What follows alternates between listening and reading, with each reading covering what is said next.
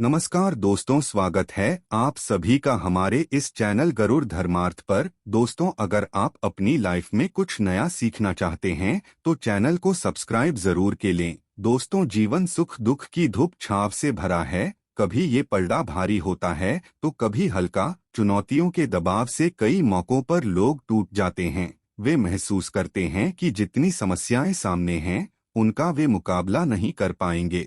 कई मर्तबा लोग सोचने लगते हैं कि वे दुनिया के सबसे कम नसीब इंसान हैं, लेकिन ऐसी की समस्याओं से हारना नहीं चाहिए। व्रत, वैकल्पिक, पूजा पाठ, कुछ उपाय आपको मुश्किलों से बाहर निकाल सकते हैं।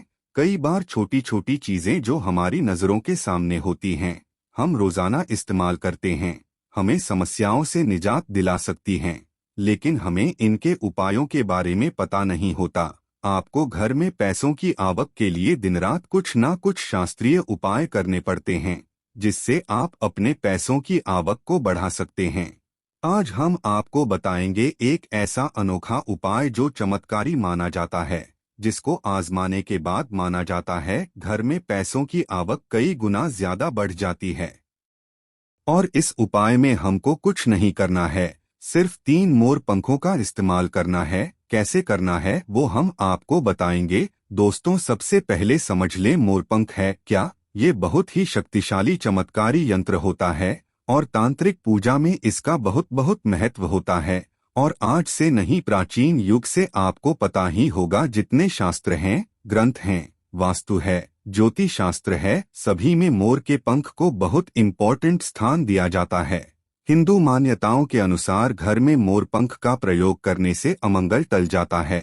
विशेष रूप से कहा जाता है कि मोरपंख से दूर आत्माएं पास नहीं आती। मोरपंख को भगवान श्री कृष्ण ने अपने मुकुट पर स्थान दे सम्मान दिया। वास्तु के अनुसार मोरपंख घर से अनेक प्रकार के वास्तु दोष को दूर करता है और मोरपंख सकारात्मक ऊर्जा को अपनी तरफ खींचता है। जो ऋषि महर्षि थे उन्होंने मोरपंख की कलम से ही बड़े बड़े ग्रंथ लिखे हैं। मोरपंख की उपयोगिता बताने लायक नहीं है, क्योंकि आयुर्वेद में भी इसका अच्छा खासा महत्व होता है।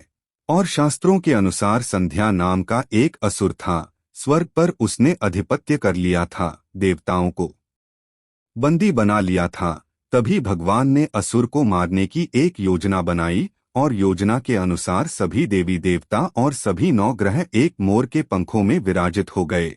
इसके बाद मोर शक्तिशाली हो गया, उसने संध्यासुर का वध कर लिया। तभी से मोर को और भी पूजनीय और पवित्र माना जाने लगा। आगे बढ़ने से पहले आपसे रिक्वेस्ट करते हैं कि वीडियो को लाइक जरूर करिएगा, दोस्तों को शेयर कर दीजिएगा। और अगर आपने अभी तक चैनल को सब्सक्राइब नहीं किया है तो चैनल को सब्सक्राइब करके बेल आइकन जरूर दबाइएगा। दोस्तों, सिर्फ ऋषि मुनि और राजा महाराजा ही नहीं, बल्कि भगवान श्री कृष्ण के क्या कहने, आपको भी पता है कि कृष्ण कन्हैया को मोरपंख बिना अधूरा माना जाता है। उन्हें मोर मुकुट वाला कहा जाता है। उनके मुकुट में मोरपंख के बिना वो कभी रहते नहीं थे।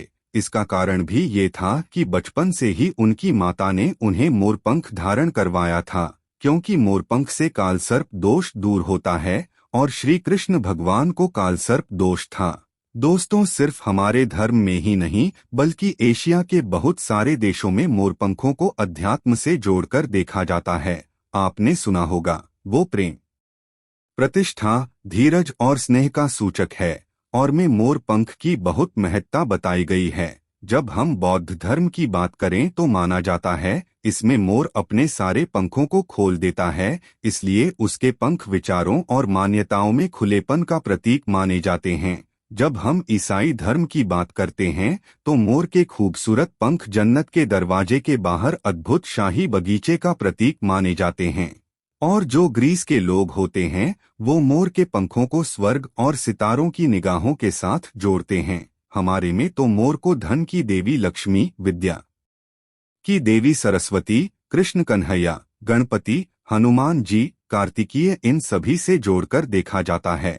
और लक्ष्मी सौभाग्य, खुशहाली, धन धान्य और संपन्नता का प्रतीक माना जाता है। मोर के पंखों का प्रयोग लक्ष्मी की इन्हीं विशेषताओं को हासिल करने के लिए किया जाता है। और मोर पंख को अगर बांसुरी के साथ आप अपने घर में रखते हैं तो रिश्तों में प्रेम का रस घुल जाता है। हमारा घर मंदिर की तरह होता है। अगर उसमें रहने वाले सदस्य रोज आपस में झगड़ा करने लगे तो ये मंदिर अपवित्र सा लगने लगता है। इसके कई कारण हो सकते हैं। सबसे बड़ा कारण होता है घर में अत्यधिक नेगेटिव ऊर्जा का प्रवेश करना। अब सवाल उठता है कि घर में अगर नेगेटिव ऊर्जा बढ़ गई है तो इसको दूर कैसे किया जाए। इसका प्रवेश अगर हो गया है तो इसको बाहर कैसे करें। इसके लिए हमने आपको जन्माष्टमी के दिन भी एक उपाय बताया था कि मोर के पंखों आरती के बाद आप अपने घर पे खूब जोर जोर हवा में हिलाएं। इससे आपके घर की जितनी नेगेटिव ऊर्जा है वो आपके घर से बाहर हो जाएगी। आपको ये रोज ही करना चाहिए, सिर्फ एक दिन नहीं। मोर पंख को अगर आप अपने घर के अंदर हाथों से ऊपर से नीचे फहराते हैं तो आपके घर के आसपास की जितनी नेगेटिव ऊर्जा है वो घर से बाहर चली जाती है। और जिस घर में सबसे ज्यादा सकारात्मक ऊर्जा होती है वहीं माता लक्ष्मी का प्रवेश जल्दी होता है।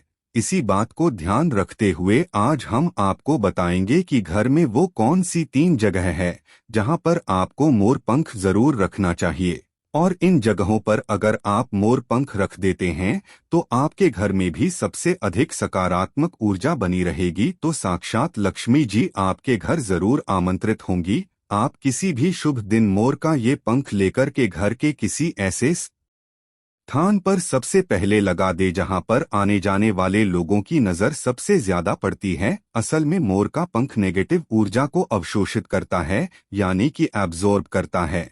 इसलिए आपको इसको ऐसे स्थान पर लगाना चाहिए जहां ये सभी को नजर आए। मोर के पंख के ये उपाय न सिर्फ आपको बल्कि आपके घर के सदस्यों के जीवन में भी सुख और समृद्धि जरूर लेकर आएंगे। ये उपाय आप अपने घर पर किसी भी शुभ दिन से शुरू कर सकते हैं। और दोस्तों, अभी तो गणेशोत्सव का माहौल चल रहा है। ऐसे में अनंत चतुर्दशी के पहले गणेश उत्सव पूर्ण होने के पहले आप अपने घर पर अगर इसको लगा देते हैं तो माना जाता है ये कमाल का होता है। प्राचीन काल से आज की बात नहीं है, ये बहुत सालों से भगवान की प्रतिमा के आगे वातावरण को पवित्र करने के लिए, सब जगह वशीकरण के लिए, कार्य सिद्धि के लिए, भूत बाधा, रोग मुक्ति, ग्रह दोष, वास्तु दोष, सभी के लिए मोरपंख बहुत ही यूजफुल माना गया है। खासकर जो स्टूडेंट्स होते हैं उनके लिए तो ये रामबाण का काम करते हैं। जो कहते हैं सरस्वती माता के उपासक होते हैं या फिर विद्यार्थी होते हैं, वो पुस्तकों के बीच अगर मंत्रित करके मोर पंख को रख लें तो पूरा पूरा लाभ उठा सकते हैं। अगर आप मंत्र सिद्धि करते हैं, तांत्रिक पूजा आदि करते हैं तो उस जपने वाली माला को माना जाता है। मोर पंखों के बीच आप रखते हैं तो आपकी मंत्र सिद्धि बहुत ही जल्दी होती है। घर के सभी अलग अलग कमरों में मोर पंख लगाने से घर का वास्तु बदला जा सकता है। एक मोर का पंख हमारे जीवन की दिशा बदल सकता है।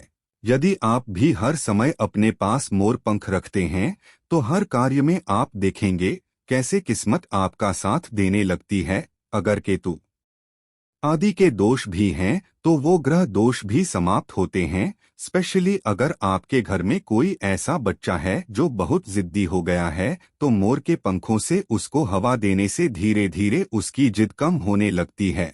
अगर वो ऐसे नॉर्मली आपको हवा नहीं देने दे तो आप उसके जो छत का पंखा होता है उसमें मोर पंखों को लगा दें, और पंखा जब चलेगा तो उसके चलने पर मोर के पंखों की हवा भी बच्चे को लगेगी। इससे धीरे धीरे उसकी हट और जिद कम हो जाएगी। दोस्तों, मोरके को चांदी की ताबीज में डालकर नवजात बच्चे के सिरहाने रखते हैं तो बच्चे की नजर दोष और किसी भी तरह की अलाबला से रक्षा होती है।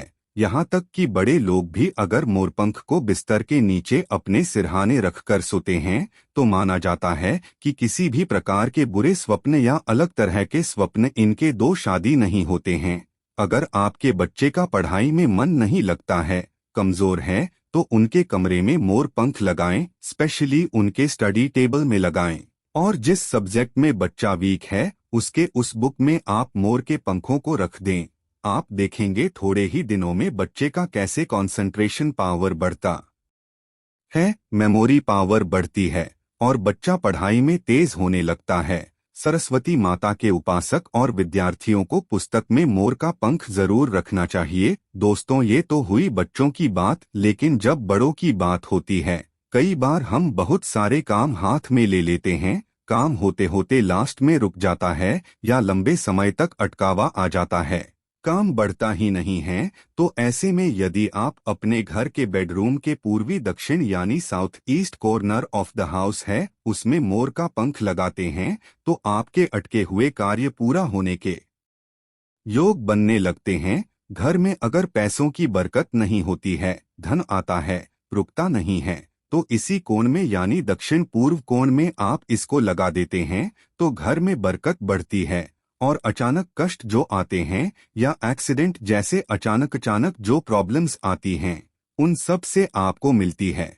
आप चाहें तो आपका जो घर है या फिर दुकान की जो दक्षिण पूर्व दिशा है, वहां पर मोर का पंख स्थापित करते हैं और व्यापारिक स्थल में अगर आप इसको स्पेशली स्थापित करते हैं, तो आपके घर में कभी भी पैसों की कमी नहीं होती। आप चाहें तो अपनी जेब में या डायरी में मोर का पंख रखें, इससे भी आपको राहु दोष प्रभावित नहीं करता।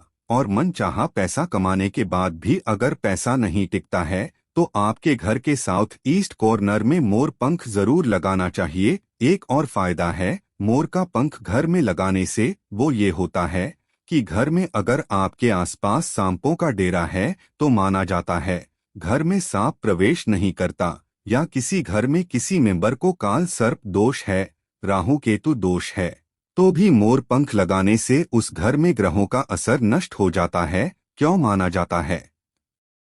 क्योंकि मोर और सर्प में शत्रुता होती है, अर्थात सर्प शनि तथा राहु के सहयोग से बनता है।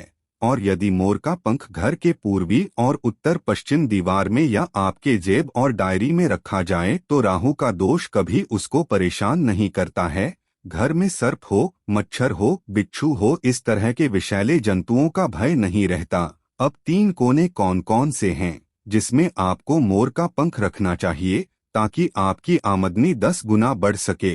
पहला, मोर पंख आपको घर की अलमारी में या तिजोरी में रखना है।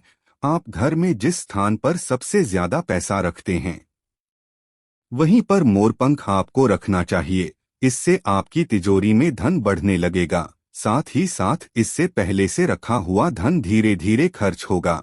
आप खुद देखेंगे आपकी सेविंग बढ़ने लगेगी, बरकत बढ़ने लगेगी और धन की इनकम दिनों दिन बढ़ती चली जाएगी। दूसरा, आप अपने घर के मंदिर में रखें या घर के ईशान कोण यानी north east corner of the house में रखें, या फिर जहां पर आप घर में भगवान को रखते हैं वहीं इस मोरपंख को रख दें। चाहे तो आपका बंडल बनाकर रख सकते हैं या फिर आप चाहें तो श्री कृष्ण भगवान के मुकुट पे इसको धारण करा सकते हैं। और रोज आप जब भगवान की पूजा करते हैं उस समय इस मोरपंख की भी आपको पूजा करनी चाहिए। इससे आप देखेंगे पैसों के मामले में किस्मत चमक जाएगी और धन आगमन के नए द्वार आपके लिए खुलते चले जाएंगे। तीसरा, मोरपंख आपको कहाँ रखना है? आपको अपने बेडरूम में बिस्तर के नीचे रखना है। ऐसा करने से आप जब बेड पर सोएंगे आपके अंदर काफी सारी पॉजिटिव एनर्जी आती है और आपको अच्छे से सोचने में और काम पर फोकस करने में मदद मिलती है। आपके जीवन में सफलता तो आती ही है, साथ ही साथ पैसों की आवक भी बढ़ जाती है। आप इसको कैसे लगाएंगे? अपने बेड का जो गद्दा होता है, चादर लगाते हैं, उसके नीचे आपको मोरपंख बिछा देना चाहिए। उसके ऊपर चादर लगाएं और फिर उस पर आपको सोना चाहिए। आप यदि अपने घर के मुख्य द्वार पर 3 मोरपंख लगा लेते हैं, और दोस्तों ये जो गणपति विसर्जन होने वाला है अनंत चतुर्दशी को, उसके पहले आप ये छोटा सा काम वैसे क्या करना है, 3 मोरपंख और एक छोटी सी भगवान गणेश की प्रतिमा को मुख्य द्वार पर स्थापित कर ले। आप चाहे तो चित्र भी स्थापित कर सकते हैं। अगर आपके पास गणपति देव की प्रतिमा नहीं है या अफोर्ड नहीं कर सकें तो ऐसे लगा दें। आप देखेंगे जिस घर में आप रहते हैं उस घर का वास्तुदोष दूर हो जाता है। साथ ही साथ किसी की बुरी नजर भी आपके घर पर नहीं पड़ती है। दोस्तों, कुछ लोग अक्सर कहते हैं कि ऐसे गणपति देव की प्रतिमा लगानी चाहिए कि मुख्य द्वार के आगे और पीछे सेम साइज की गणपति देव की प्रतिमा होनी। आपको हम बता दें, ऐसा कुछ भी सच नहीं है।